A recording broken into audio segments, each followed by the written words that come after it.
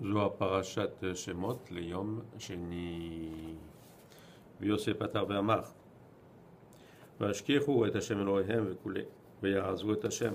שואל בא והשכיחו ויעזבו. Rabbi Yosef says, it is written that they forgot the God, their Lord, and then it's also written they abandoned him. He says, why? He asks the question, what does it mean that they forgot him and they also abandoned him? It's because they moved from themselves what we call the Berit Kodesh. They were doing the Brit Milah, they were not doing what we call the Prira. I mean, you know, in the Brit Milah there's two acts. There's the Karim and then there's the folding. So they were not doing the folding. Until Deborah, she came and she prophetized and for all Israel. And then they came back again to doing the Prira. כמה דכתיב, בפרוע פרעות בישראל, מתנדב העם בריחו השם.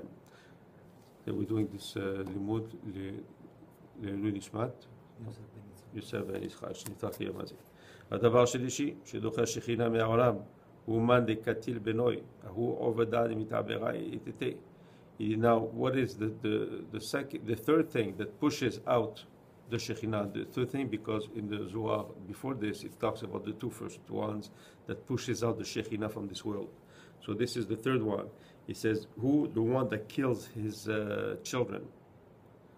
What? Of course, we're talking about someone that makes his wife get an abortion. That he kills them when they are still inside their mother. And he stops the creation, if we want, of Hashem. There's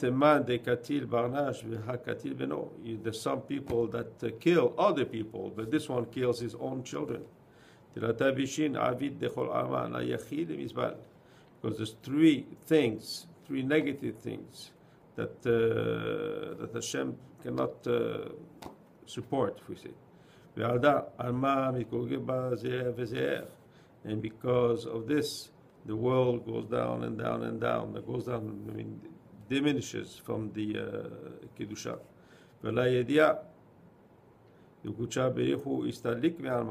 And Hashem pulls out His presence from this world. And there's a sword and the epidemic. What's epidemic again? Epidemic, you know, in the world. Villain. And what is these three negative things? So like we said, first is Katil Benoy, so one that kills his own children. Satir Binyana de Malka. Okay? Satir Binyana Malka, I mean, who stops, if we want, the possibility of Hashem to have his royalty known in this world. So the one that pushes the Shekhinah. When the Shekhinah goes and does not find a place to rest in this world.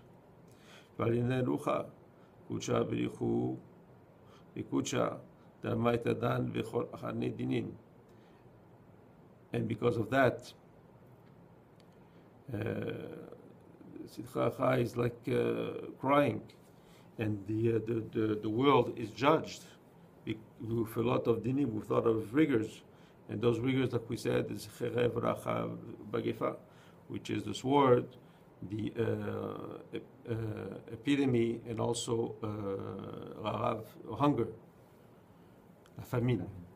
Vailet Leahu Barnash Vaile, oi to this man, and to what is his Tavle Delight Bareb. It would have been better that he would not have been born in this world. Zakeni Inun Israel, de Afalgav, de Avu Begaluta, de Misraim, Stameru Bikol Hanet Telata. Hashem, happy is the lot of Israel, that even they were in exile in Egypt, they kept all these three things. מנידה ומבת הנכר ומקטור זרע. And those three things also, he adds as the first ones, the nida, not to have any intimate relationship with a woman that is nida, a woman that is not Jewish, and also the one that kills his children when they're still in their wife's stomach. וישתדלו בפרסיה, בפריה ורביה. דאף על גב דגזרה את גזרה, כל הבן הילוד היאורה תשליכו לה אשתקה בני הונמן דקטיל עוברה בעתה ביתתה. Because when there was this edict from the Paro that all the children, the male children, were supposed to be killed, even then, Israel did not make the wives abort, because of that. So even after that he was born, even more. Bishchuta danavku Israel migalutan, because of the schut, of this merit, Bnei Israel were saved from Egypt. And about the nida, how do we know?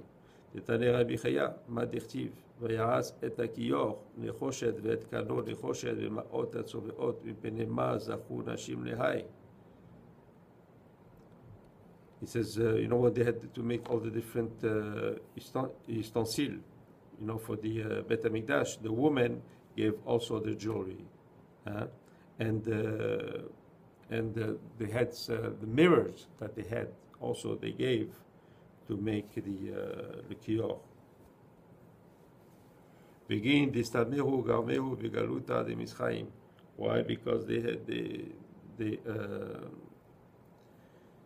they call the Shameru Atzman, they protected themselves in a way of not being with gahava and not trying to show themselves. They kept this niyut even when they came out of Misraim.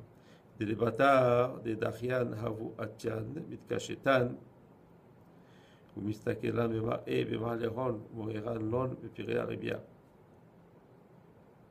Because even in those mirrors were important, because they after they had their period of nida, they will of course go and prepare themselves, go to the mikveh, and after put jewelry, etc., to make themselves attractive to their husband, because on when it is allowed on this particular night.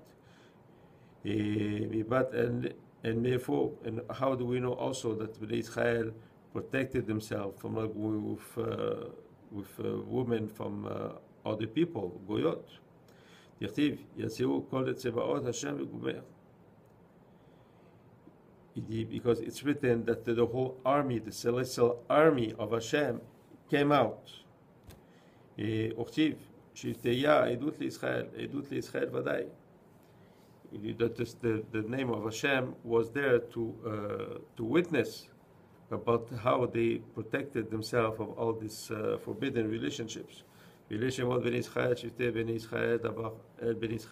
They were called and repeatedly called Bnei Israel with the name of Israel.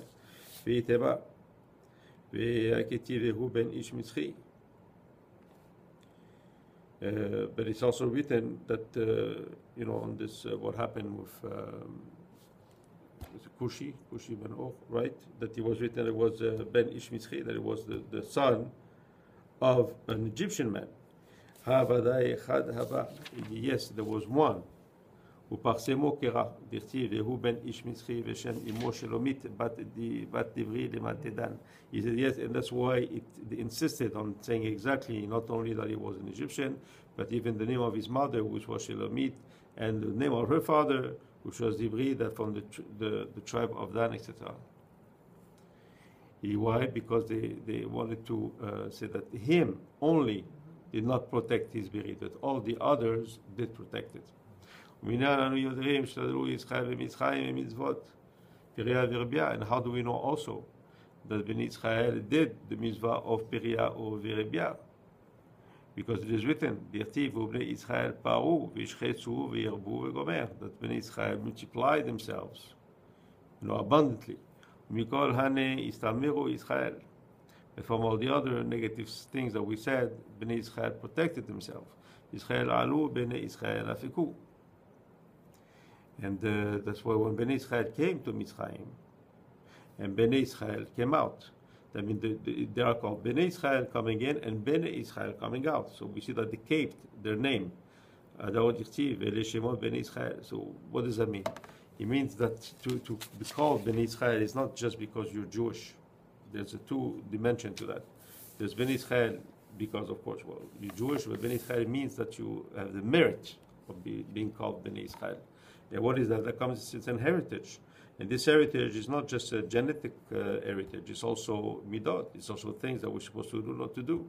So someone that goes out of the way, of course someone that knows and realizes what he does, that it's wrong, and he comes out from this heritage. So it's here the Zohar said that it can't really be called Bnei Israel, you know. It's called Jewish, but it's not called Bnei Israel. Because Bnei Israel means keeping all these things, a lot of things, but mostly is to keep the sniyut, is to keep the cleanliness. And the cleanliness comes from what? Comes from two things mostly. One is, of course, the respect of Hashem and the Torah. And the second thing is to keep ourselves away and far from what we call the tum'ah. What is the tum'ah? It's all the impurity, all the power of the negative forces. And this manifests itself in different things. In things we're not supposed to eat, in sexual relationships that are forbidden, and also by pushing out things that you might think are not that important, but are very important. Like what? Like, for example, the priyah, which means we say, oh, the brit milah is not just to cut, it's to do this plus this. Why is it plus? We don't know what is the plus. But all these things that we have to keep, or things that we have to get away from, this is what makes us worthy to be called Bnei Israel. Amen.